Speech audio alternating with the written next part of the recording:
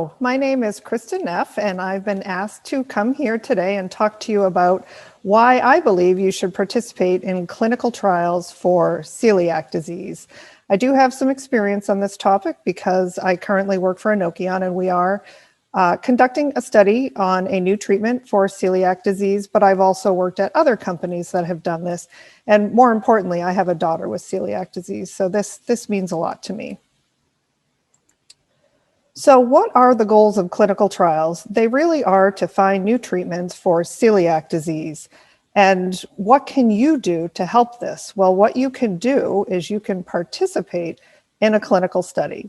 So let's start with the basics. What is a clinical study? Well, they're really research studies to test new treatments and evaluate their effect on human health outcomes. They're carefully designed, reviewed, and completed, and they need to be approved by regulatory agencies before they start.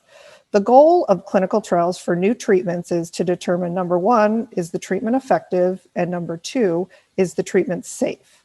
Clinical trials generally have 4 phases, starting with the phase 1, which tests these new drugs in small populations of either healthy volunteers or patients to evaluate safety. Moving to phase 2, which tests to determine if the drug works and what the correct dosage is. And then to phase 3, which tests these new drugs in larger groups of people to really confirm if the drug works and is safe and to determine if there are any side effects. Most drugs get approved after phase 3, but they might go into phase 4 studies, which usually happen after approval, and they're really just looking at the drug in a much larger, more diverse patient population and over a longer time frame. So you may have heard of a website called clinicaltrials.gov. This is a government website that is a registry of all clinical trials. It was established in 2000 to improve public access to clinical studies. So if you search clinicaltrials.gov right now for celiac disease, you'll find that there are 260 celiac disease studies listed. 49 of those are currently enrolling patients, and 21 of those are enrolling patients in the US. 13 of those studies are interventional, meaning they're looking at new treatments. So you can see there are a lot of opportunities to get involved. So really, why should you consider participating in a study? Well, the biggest and most important reason is to accelerate time to getting new treatments. So right now, enrolling participants in clinical studies is one of the longest intervals in getting clinical studies done. Right now, when a drug begins development and the time it takes to get through to approval is averaging about 8 years. So the industry continues to focus on clinical trials. And if we can get clinical trials to enroll participants faster, that means we can get them done faster and we can hopefully get treatment options to patients faster.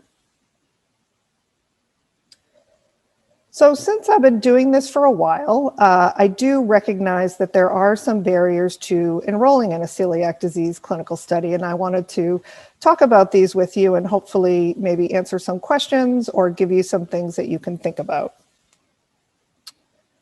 So the first thing is that you truly do have to have a diagnosis of celiac disease. So most clinical studies require documentation of your diagnosis, which would include both serology, which was the blood test done when you were diagnosed, that identified proteins in your blood that indicated you had an immune reaction to gluten, and then also results from your biopsy, which showed that you had damage to your gut. They often also do genetic testing as part of the clinical studies to further confirm that you do have celiac disease. Now, I just want to note here that getting your medical records sometimes can be a real headache and require a lot of persistence on your part, but I just want to encourage you to stick with it and keep trying. State laws vary, but they do require that hospitals and doctors' offices deliver your medical records to you within 30 to 60 days. So you might have to make a lot of phone calls, but you should be able to get your hands on them. One of the other things you really need to think about when you're assessing clinical studies is the time and inconvenience. So you have to look at the visit schedule. Is there flexibility around the visit dates? How long is each visit? Do any of the visits happen on weekends or can they happen after hours? And then ask questions about what happens at each visit.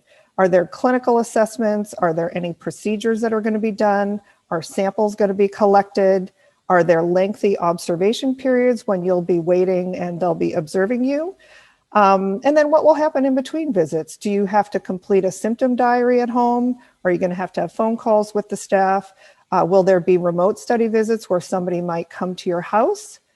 And finally, make sure you ask questions about compensation, because most clinical studies do offer appropriate compensation for your time and travel, and it's important to know this when you're making any commitments. So really ask all the questions you need to ask to make sure you understand exactly what's going to be done. The other thing you may have heard about in clinical studies for celiac disease patients is gluten challenges, and I can understand how just the thought of that could be scary for a lot of people. So I just want to make sure you understand why these gluten challenges are in many clinical studies. As you know, eating gluten triggers an immune response in celiac disease patients. So one way to test if new drugs work is to have patients take the drugs, and then after that, have them conduct a gluten challenge and see if their immune response is the same or if it's changed. So typically, these gluten challenges are not long. They're not like the one you may have had when you were diagnosed, which was probably a couple of weeks long and really intended to cause changes in your bowel so that they could detect these when they did a biopsy. The gluten challenges in clinical studies are often much shorter, and they're really not intended to cause any changes in your gut. So how do these usually go? Well, typically you get to ingest a specific amount and form of gluten. Unfortunately, it's not usually a cookie or a donut. And you do that in a specific amount of time. And then the clinical site will collect blood samples to measure your immune response to the gluten. They may also ask you to fill out a symptom diary for a specific amount of time. And what you should expect is really that your symptoms would be similar to what you experience when you inadvertently are exposed to gluten. The other thing you definitely want to ask about if you're considering a study with a gluten challenge is, can you get treated if you do have bothersome symptoms? And many of these studies will actually give you treatment so that you do not have to be uncomfortable or suffer. So even thinking about all of those things, there's something else we have to layer on right now, and that is COVID. So I just want to share a couple facts about COVID, and I've got some references here. The risk of contracting COVID for patients with celiac disease is not increased. And as of right now, there have been no studies or reports that suggest that patients with celiac disease are at any increased risk of severe illness from COVID. But COVID is a real concern and something you absolutely have to consider and take very seriously. But you should know that clinical sites have done a very good job to do everything they need to do to keep both themselves, their staff, and their patients safe. This is their business. So when you're considering a clinical study, you should talk to the staff at the site and make sure you fully understand what their COVID safety precautions are. They should be able to tell you if there's COVID screening or testing, what kind of PPE are required, what their social distancing practices are, and how they make sure that you are not exposed to any other patients they may have participating in other studies. At the end of the day, I think you'll find that most clinical sites are doing an excellent job, but of course you should not move forward and participate if you're not comfortable. So that's just a very quick overview of some of the things you should think about. And so now you can ask yourself, should you participate in a clinical trial? So I am going to encourage you to say yes. Number one, clinical trials are necessary. They're a required step to bringing new treatments and research to patients. And these trials can't happen without participation of volunteers. Number two, clinical trials help others. Your participation in a clinical trial may not directly benefit you, but we are learning more about research for new treatments and also helping to better understand the condition. Number three, clinical trials can help your loved ones. So some conditions like celiac disease have a familial component. So your participation may end up helping your loved ones by making new treatments available later and advancing scientists' understanding of celiac disease. Clinical trials may give you access to new cutting-edge treatments.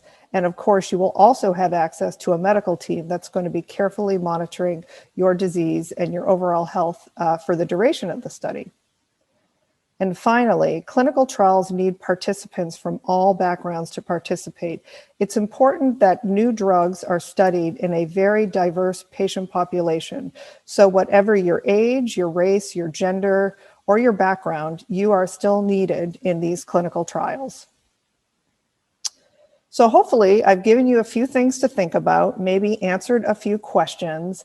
And I just want to finish by thanking you all on behalf of all organizations that are currently conducting celiac disease clinical trials.